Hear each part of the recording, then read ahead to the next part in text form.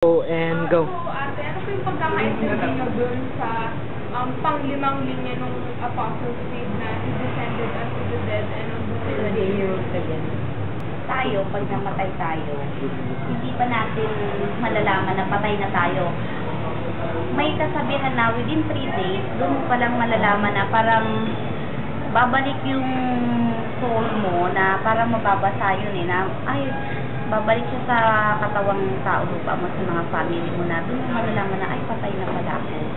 Na yun, simula nun pagka 3rd day, kasi yung first to second, 3rd day niya, naglakbay pa siya nun naglakbay pala. Ganun. Tapos nung pagka 3rd day, doon niya pala nalaman na ano na pala, patay na.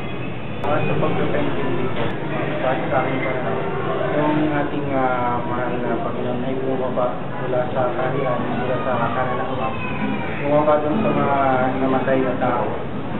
Upang ito siguro sa atin ang kanyang husgahan o hukuman kung sino-sino yung mga dapat niyang isama sa kanyang kaharian sa langit. Ito sa ikatlong araw. Namatay at muling nabuhay sa ikatlong araw. Ayun, wala namang namatay at nabuhay. Pati ang Panginoon lang. Asa lang yung nabuhay na gano'n, wala namang iba. Kung hindi ka maniniwala, hindi mo rin pinaniniwalaan ng Panginoon.